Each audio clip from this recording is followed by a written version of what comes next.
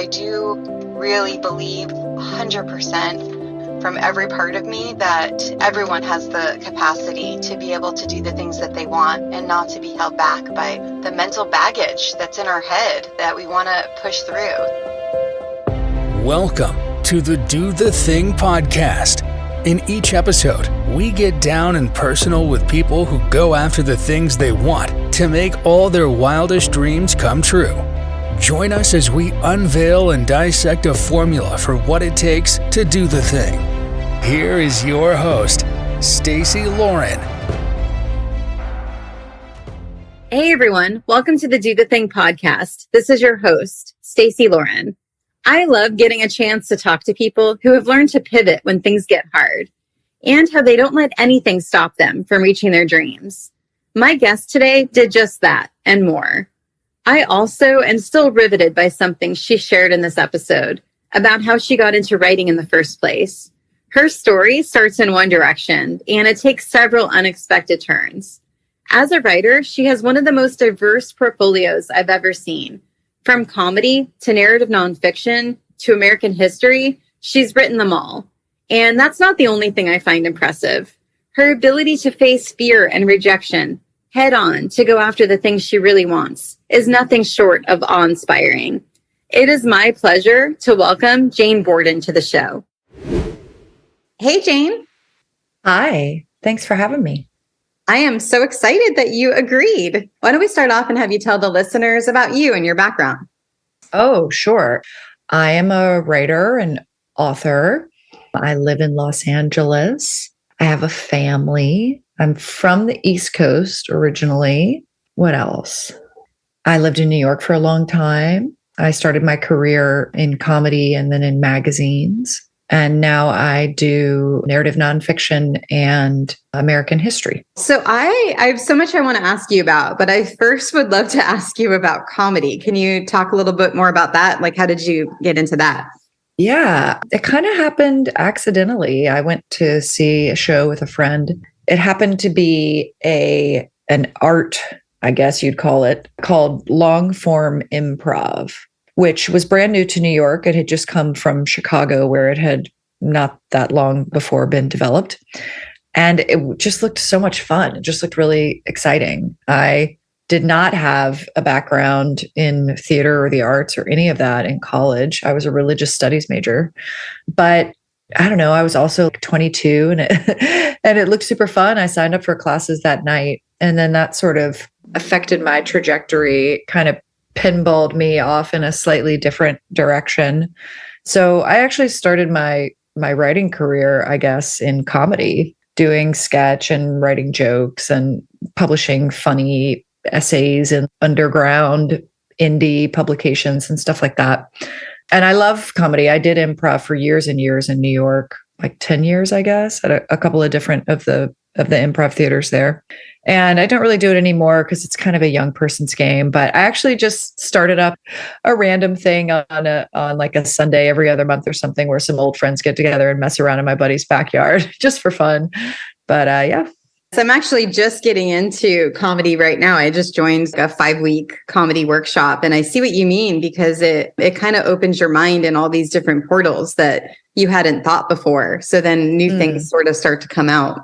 Yeah, I like that. Yeah, comedy trains your brain to think in different ways, subversive ways as well, sometimes, which I think is what makes comedy fun. Improv in particular can really train your brain to move in different ways that I found to be really beneficial for me as a person. I'm sure you've heard about the idea of yes and, which has kind of hit mainstream now at this point. When I started doing improv, I realized how often I say no. I was saying no in life. And I think part of the reason I've started this Sunday morning playgroup situation is because since having a kid, the word no has come back into my life full force. And I don't like it. And it's just a wall that stops you from developing or growing or connecting or discovering, whether that's with another person or on your own. And so yeah, I also really loved improv for that reason. My friends and I would nerd out at 1 a.m. in the back of the bar talking about how improv is changing my life. My parents and my sisters worried at one point that I had joined a cult. Those are always the best ones when people are questioning what you're doing, because it just means you're really into what you're doing and a little obsessive about it. And so everyone around you gets worried. Yeah, unless there's actually a reason to be worried, but yeah. Well, for people that don't know, like the yes and idea, do you mind kind of explaining that a little bit? Oh, yeah, sure. So the idea is that in a scene, I'll speak specifically about it in improv. In a scene, your scene partner will suggest a piece of information via dialogue. So, for example, it's so hot this morning. I mean, this is just a stupid example, but there you go. And so you as a scene partner, if you say, no, it's not, I'm freezing, then that's kind of the end of the scene because you've just disagreed. So your partner was developing a reality, and instead of agreeing to that reality and then building on it, which is the yes part, the agreeing, and then building on it is the and. Instead of doing that, you've negated the reality that was being built. And so now you and your scene partner are in disagreement, and it's impossible for the scene to move forward.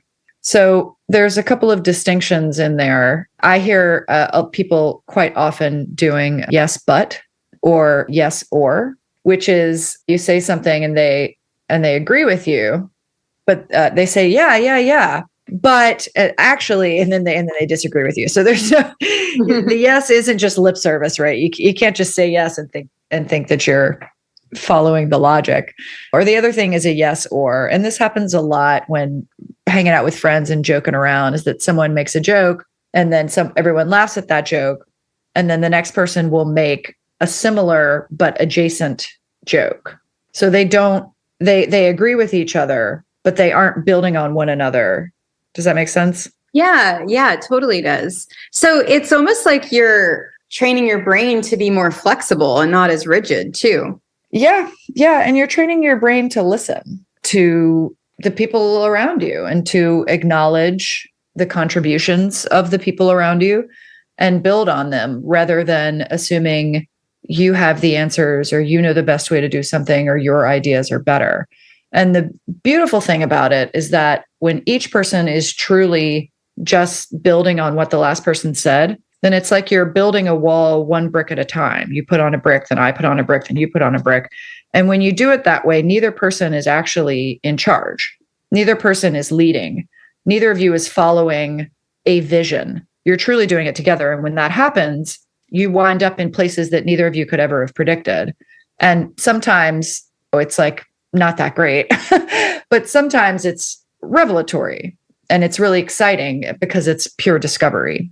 Yeah, I love this. I've been really exploring this concept of life assets, which is pretty much anything you've done in your life that could be something that you've built a skill around or had a issue or had a strength or whatever that is, right? Like we all have experiences in our lives. And this, to me, there's like so many life assets in you doing this comedy or in doing this improv, from contribution to collaboration to fun to curiosity to discovering things to not needing like an outcome specifically. Do you agree?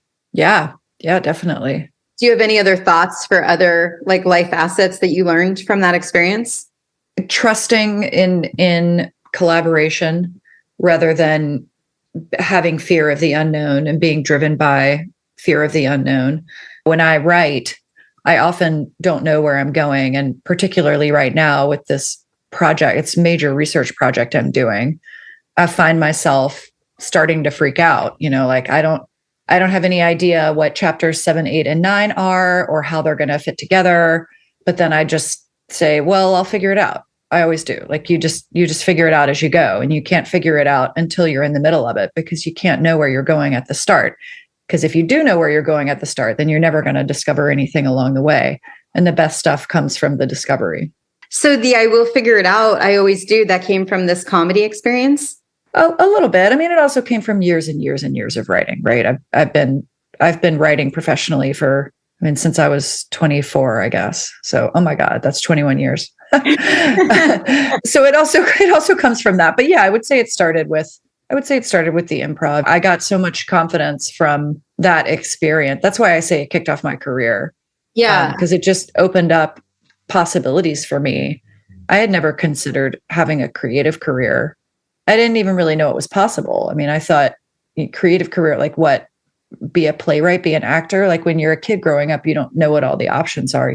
So showed me what was possible and then also gave me the skills to navigate it. Yeah. I'm adding confidence to your life assets from this experience. I'm also really curious. I've been really exploring this concept of breadcrumbs lately. And it's like these little things that come in our path that happened, whether it be accidentally or on purpose. And you sort of happening upon this comedy act and you being, I'm using the word entranced, but I'm sure you have another word for it, but being interested and then going ahead and doing it.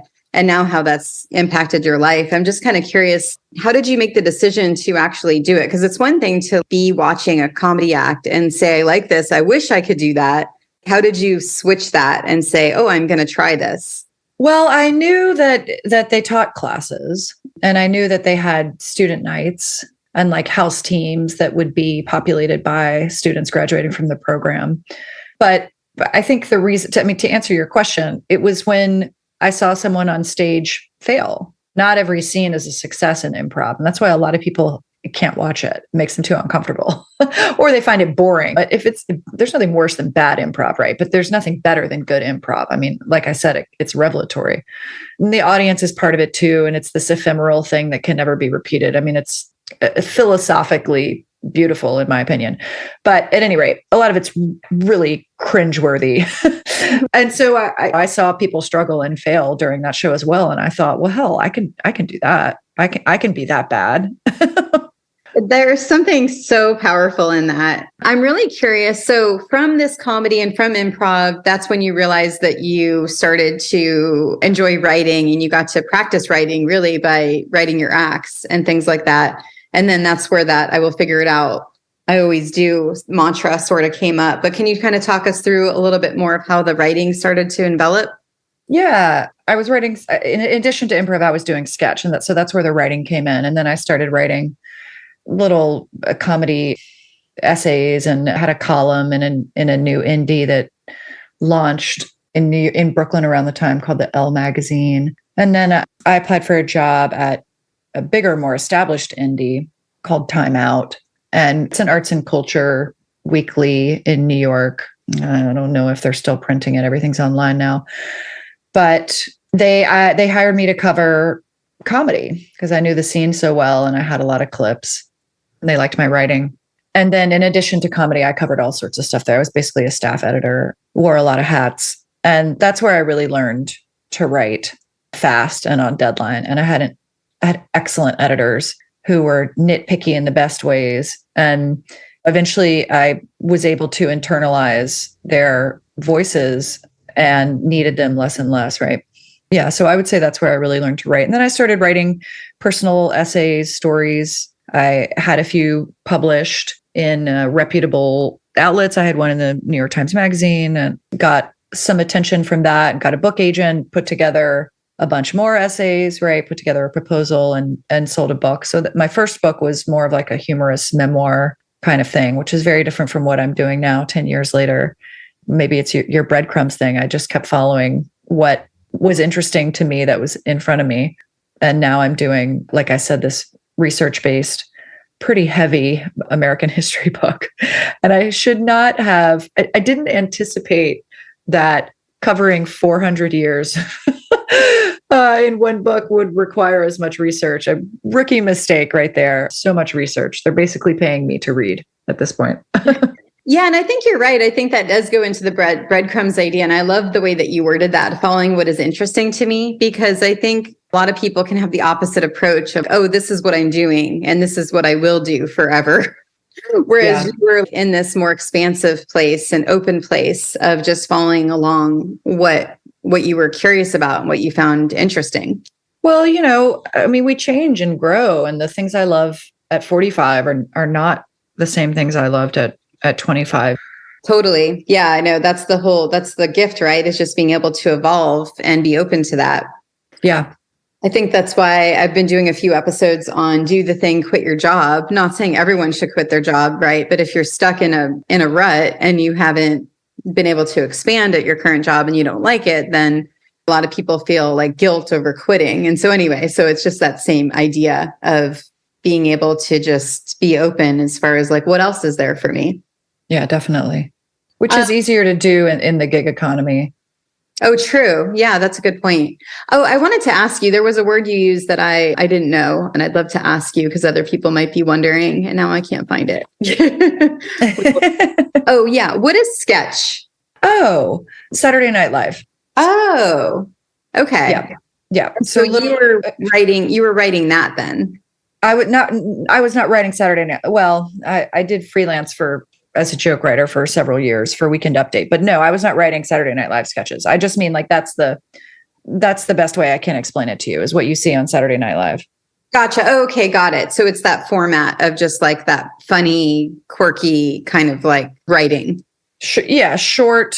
It's representational versus presentational. So presentational is when someone speaks to the audience, so that would be stand up. Representational is like a play where there's a fourth wall up. And so in the representational form of comedy would be a long form would be a sitcom, right? Or long form improv, which is about the same amount of time. And the short form representational comedy would be like sketches. Now, today, those are all happening. They're all videos, right? They're all viral videos. Stage sketch shows still happen, but it's all little videos now. And then I was also curious, you mentioned the essay story that you wrote, and then it got into the New York Times Magazine and you got some attention, or you got attention on it. I'd love to know more about how that even happened. Oh, well, I knew they were publishing short personal essays, and I figured out how to pitch the guy, and I pitched the guy. It's usually that straightforward. I feel like this is another thing I learned from kind of being in New York in the industry of things is that it's not as opaque as it seems from the outside. The same thing in Hollywood. People talk about how do you quote unquote make it. Yeah, there are gatekeepers, but the gatekeepers aren't trying to keep you out, so to speak. They need you. Agents and managers, whether it's for TV and film or for books and magazines, they need content. They need artists. They want to hear from you. Yeah. And so how did you figure out how to pitch him? And how did you even figure out who the guy was? Well, in circles, I kind of knew him, but also they publish that stuff in the magazines, right? There's a masthead. I tell you who the editors are. When I'm pitching editors today, I don't always know who they are, but you can go to the masthead, you can figure out who covers what beats. And then you can, if the emails are often listed in the masthead, if not, you can like go find them on social media. Sometimes they post their emails on Twitter. Sometimes you find out you have friends in common, and there's lots of ways. And how did you make the decision to approach him? Like, did you have any kind of self-talk come in the way of maybe not being qualified or maybe it not being good, or did you immediately know that he would be something he'd be interested in? Well, two things, I guess. First of all, I had done enough comedy that I had failed enough to not let that hold me back, to not let the fear of that hold me back. I mean, you bomb on stage enough, you become bulletproof, right? But also, I think the 20s are just a special delusional time where I at least wasn't full of fear and self-doubt. For me, that came much later. For me, that was my late 30s were a time of extreme self-doubt, which was like a new thing for me. It was brutal. But I feel like in your 20s, you feel invincible. And I think a lot of that is because you don't really know how the world works yet. You haven't seen what can actually happen. Totally. And so then you pretty much you found out who the guy was. And then how did you pitch him? How did you reach out to him? I just emailed him. And he answered right away. And then what was like the next step? I didn't hear right away. I mean, I don't remember, but I don't think I heard right away. No, I think sometimes it can take weeks and weeks. And when you pitch, for example, if you pitch Modern Love at the New York Times, it can take like 6 months. And had you pitched other places that didn't say yes, or was it just this one? This was actually my first pitch in publishing. And when it was accepted, I was, oh, maybe I should do this. And then my career kind of pinballed in a different direction. Because prior to that, I think I wanted to be a sketch writer, TV writer. And then I was, oh, maybe this is what I should do. I got some positive affirmation and a little bit of money. I was like, oh, Yeah. this is this. That's when I started pursuing the book deal, which I don't think I would have done if I had not had that win in the traditional press. Yeah. And then let's talk about your book now. So how did that come to be? You got a publisher from it, seeing the New York Times being published, then that's how the publisher came? Yeah. Well, nonfiction book, you pitch a proposal and you get a book advance to write it. If you're writing fiction, you have to write the whole book first and then try to sell it. So nonfiction proposal, I just put together a few essays. By that point, I had been published in a couple of other places as well. And then I included 30,000 words or something of what the book was going to be, plus a few more sample chapters. And I had an agent who took it out, which you kind of have to do. You can't really do it any other way in traditional publishing, for better and worse. And got a book deal, blessedly. It was kind of right under the wire too. Got it in 2008, right before the bottom dropped out of the market. But yeah, that was that was my first book. This time around, I'm doing a more traditional nonfiction book about the history of apocalyptic thinking in America. And that was the result of kind of swinging back to source a little bit. I think I mentioned I was a religious studies major and have always been fascinated by religion and myth and how they affect culture and how belief determines behavior and culture. And during COVID, I wound up doing some reporting on a couple of cults, which really just happened which started because my editor at Vanity Fair was like, hey, you're out in LA, can you cover something for me? And I became so fascinated by everything I was learning about it. And then because of all of my history with the subject and all of the background reading and knowledge I had done, I started having all these ideas. And I thought, maybe this is my next book. So pitched it, and here we are. It's amazing because you're kind of almost coming back to where you started, but you now are at such a came from that religious studies side, but now you're able to write about it in such a different way because you've lived this life being able to express things in the way that you do. I think it's cool. Yeah, thanks.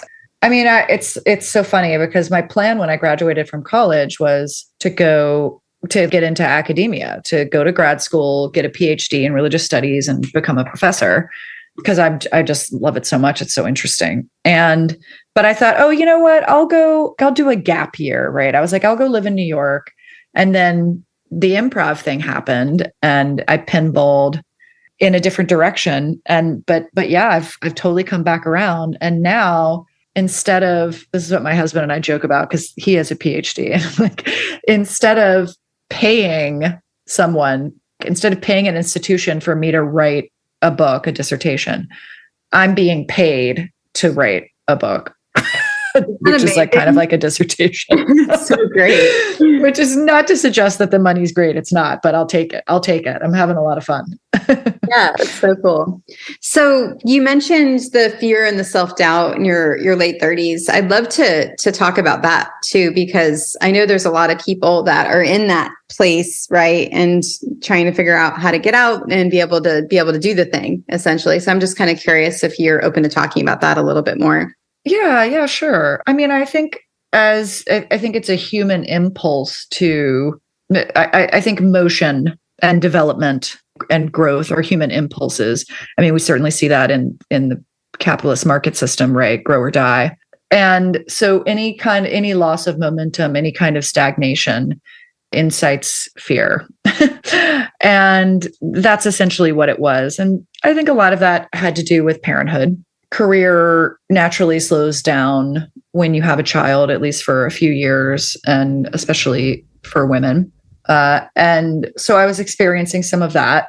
And I think I was also experiencing some dissatisfaction with the career path I was on. I think this shift that I've made has been everything. I'm so much happier and more fulfilled now than I was before. I think I had started following the wrong path a little bit. I think I had started what I'm realizing in retrospect is that I think I was following someone else's path. A lot of my friends out here in LA are comedians, are TV writers, are showrunners, and what they do is so fun and it makes them so happy and there's a lot of money. And I was just like, oh, that's what I want. And I still think I would love it. I still think it's great, but I don't know that at this point, at least, it's my path. And so I started to feel like I was kind of banging my head against the wall because I was following someone else's path. Yeah. And so what got you from banging your head against the wall to being able to change directions and to follow your path instead of someone else's? Some soul searching, some purpose work, and finding something that I felt super passionate about, which happened when I started doing cult reporting. Feeling the excitement that I felt about the topic and the response, frankly, that I got from readers and from my community was just like, oh, this, everything's pointing to this. This is what I have history in. This is what I have skill set in. This is what people are interested in. This is what I have exciting and fresh ideas about. I have something to say about it.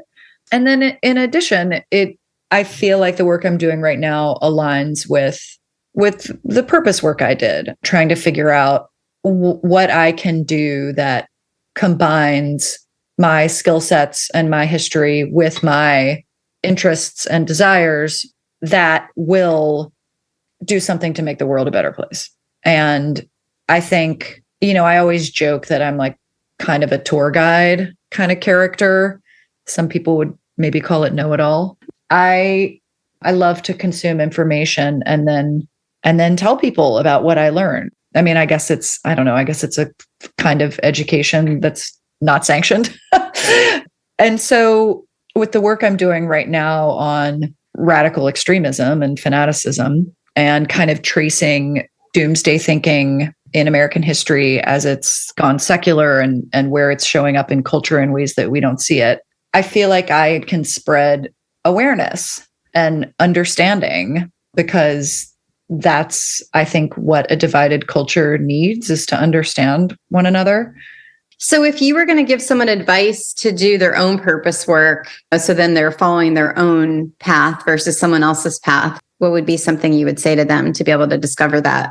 There's a lot out there on the internet and on bookshelves about purpose, what it means and how to determine it. A friend of mine named Nate Andres is a coach, a life coach, who does a lot of work on purpose, and talking to him and really helped me a lot. So I would definitely recommend looking him up, Nathan Andres. But yeah, you don't have to spend money on a life coach if you don't want to. But I think those are the three elements: is what are you interested in, right? What will keep you engaged? Because if you're not engaged, you're not going to stick with it. What are you good at? What are your skill sets? What do you bring to this effort?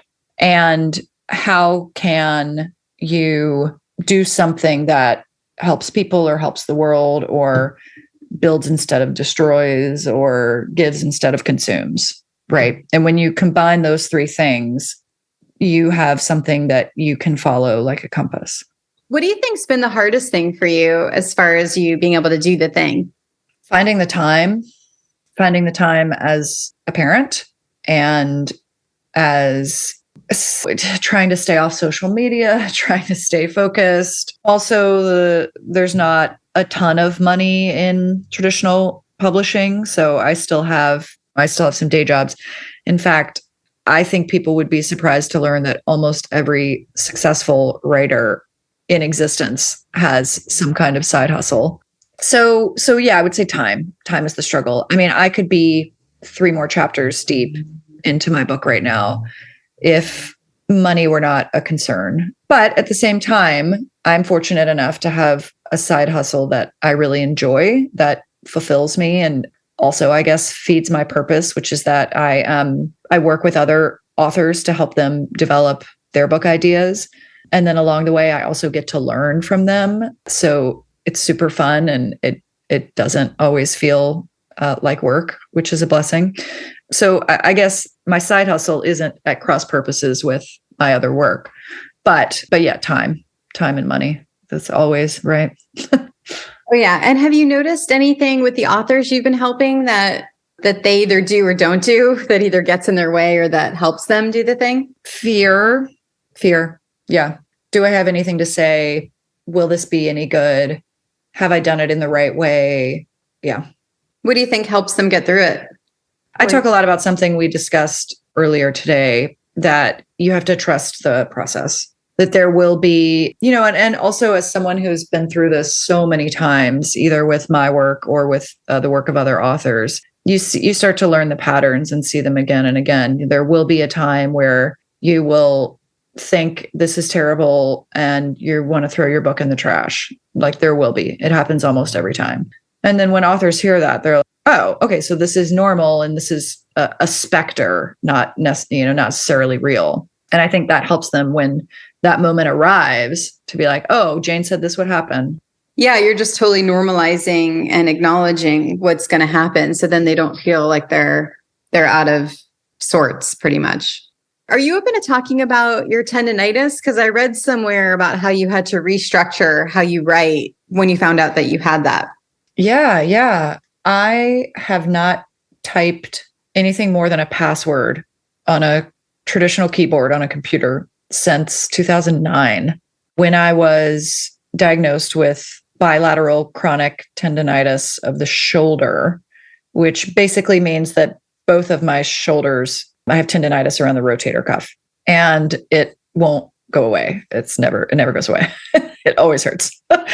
And so in 2009, I mean, first of all, I got so lucky. I can't even believe it.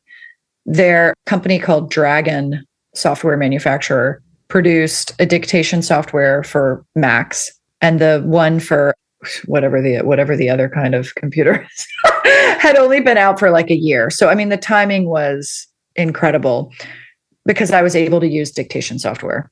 And you plugged it in, this early form of it, you plugged it into your USB drive. There was a little headset with a microphone, and I would speak text and the text would appear on the stage. Now, on the page rather. Now this all happens on phones, right? All iPhones are outfitted with dictation in every app, which is incredible. It makes my life so much easier because now I can dictate, but then I can touch the screen to edit. Which still will eventually flare my tendinitis, too much screen touching, even that. But it's way better than pressing keys on a keyboard.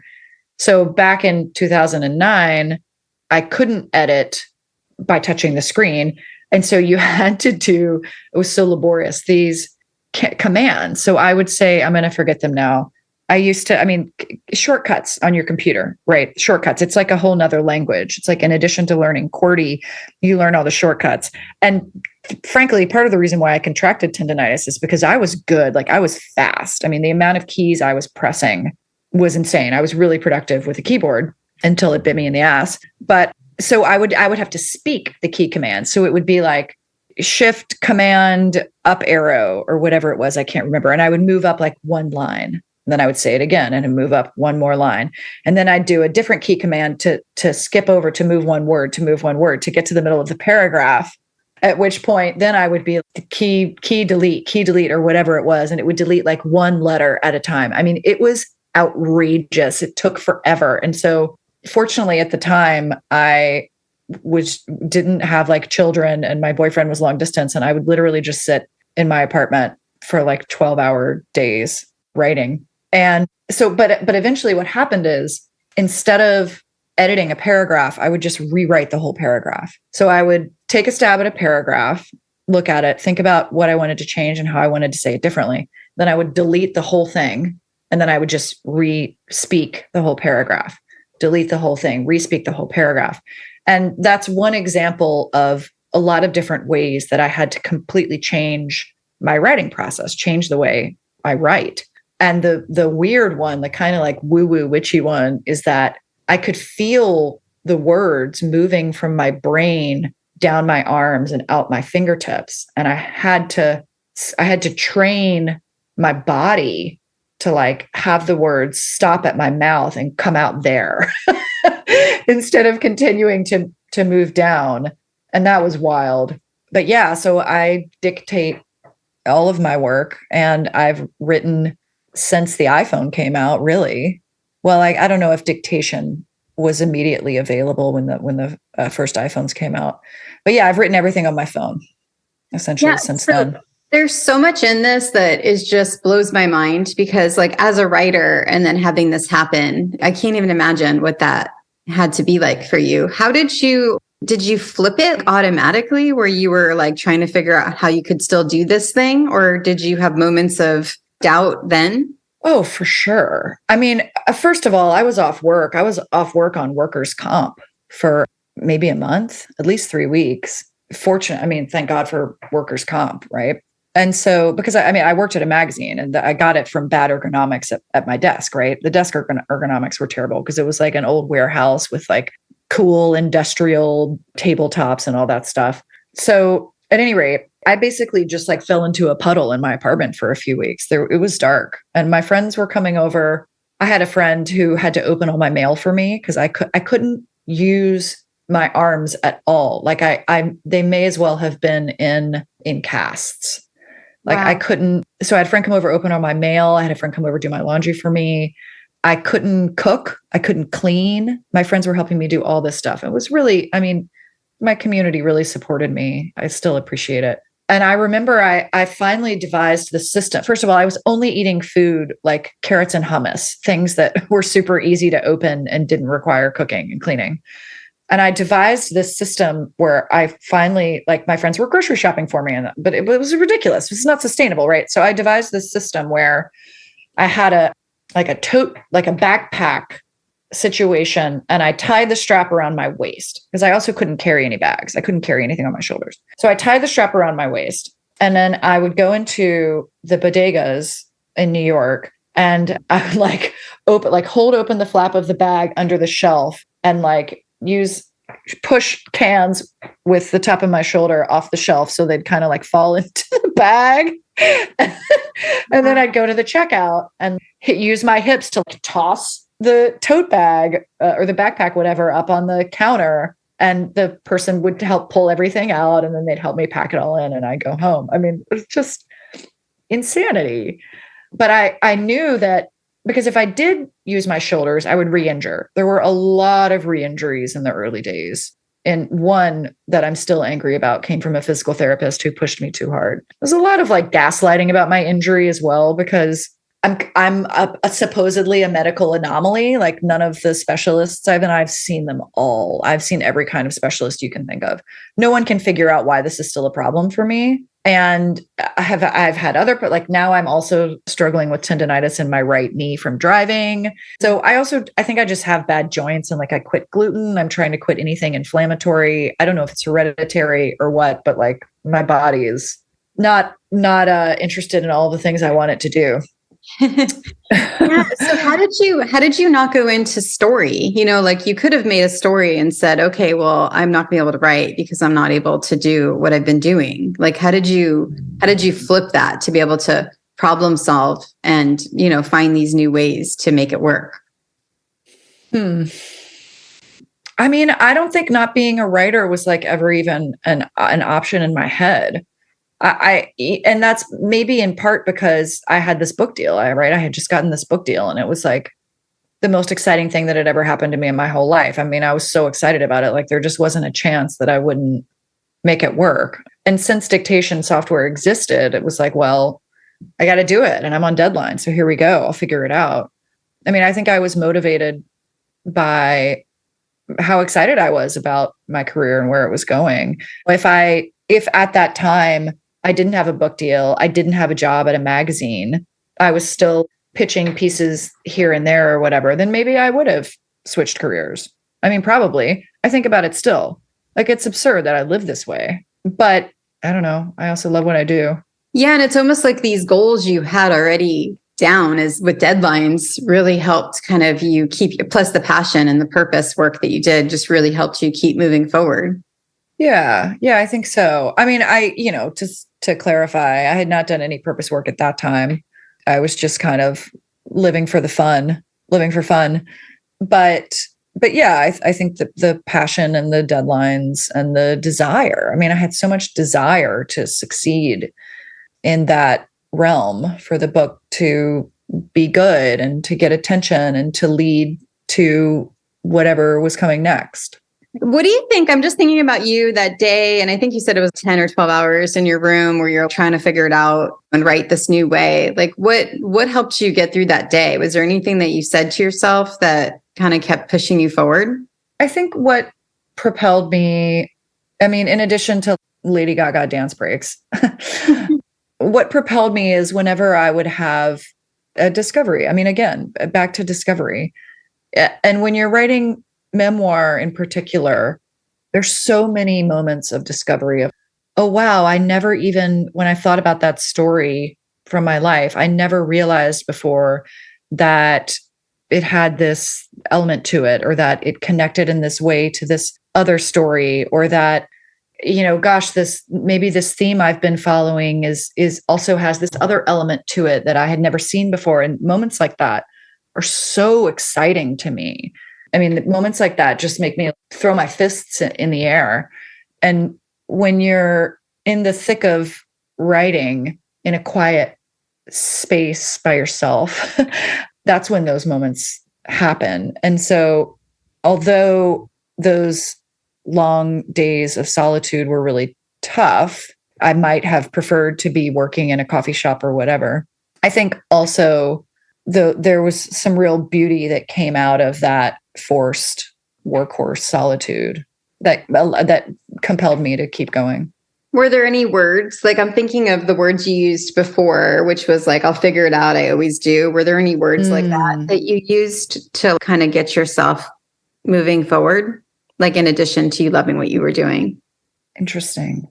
I feel like I often tell myself, just keep going. Like if you just don't be idle is something I tell myself a lot. Even now, if I wake up one morning and I have a headache, or the book I need is not in the library, or like any kind of impediment that stops me from whatever my goal was and makes me want to fall into the couch and turn on the television, I just tell myself, just don't be idle. It doesn't matter what you do today. It doesn't matter if you do or don't achieve your goal.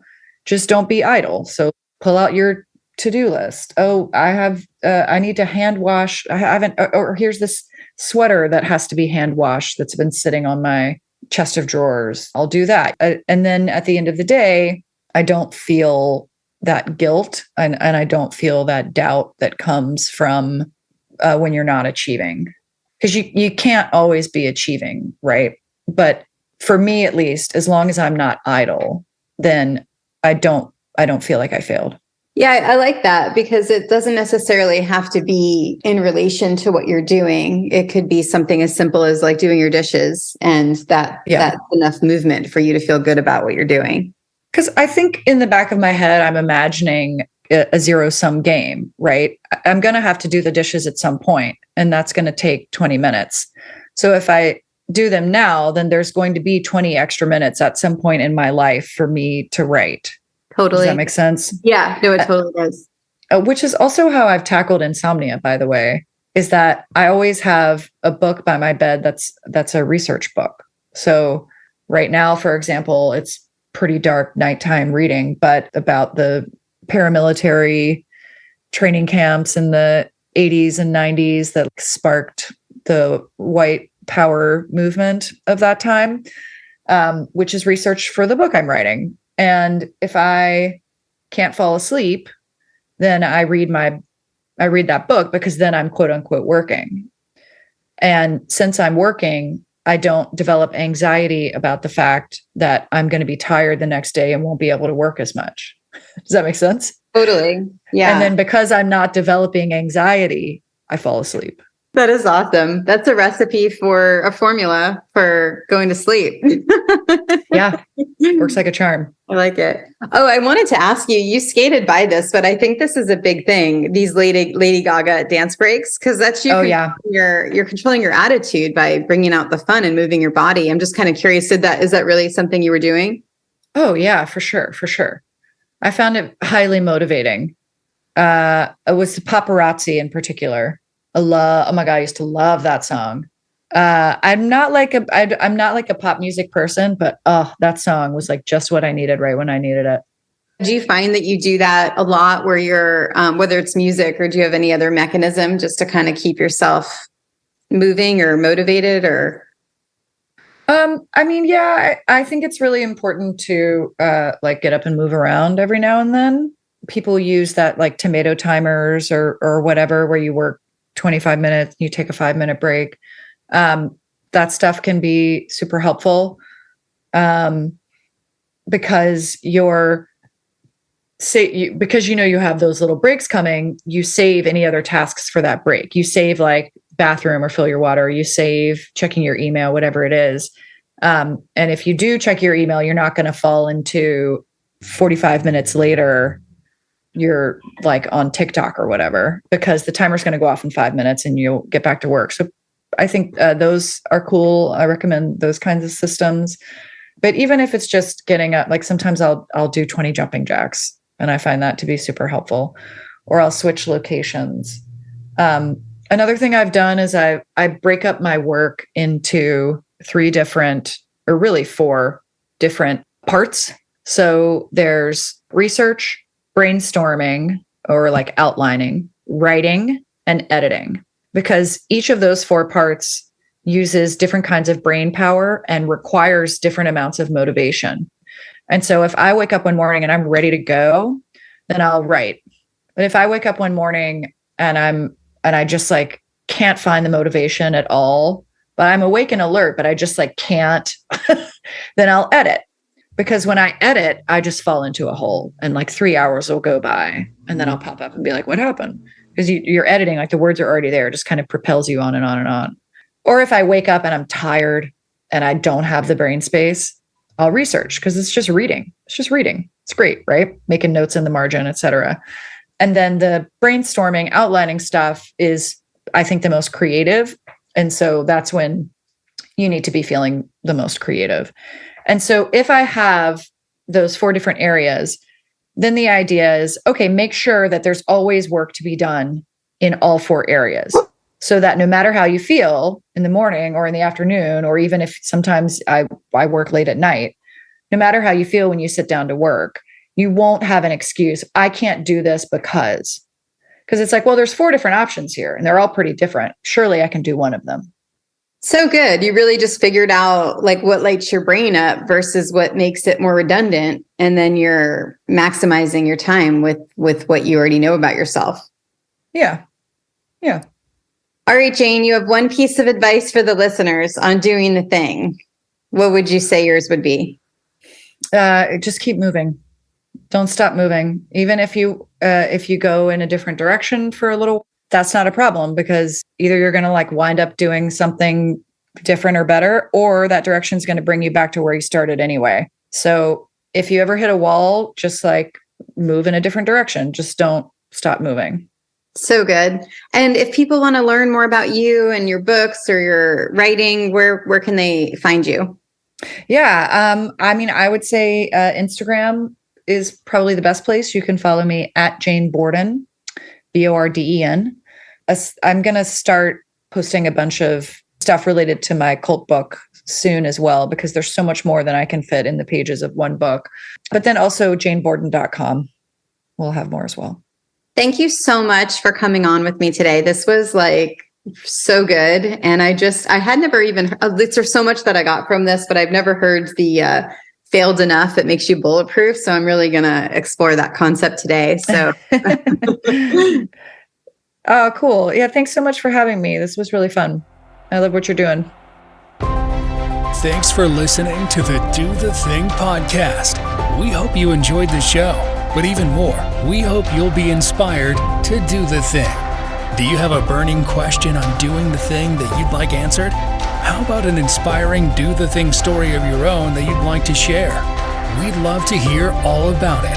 Just leave us a voice message at dothething.callcast.co or email us at hello@dothethingpodcast.com.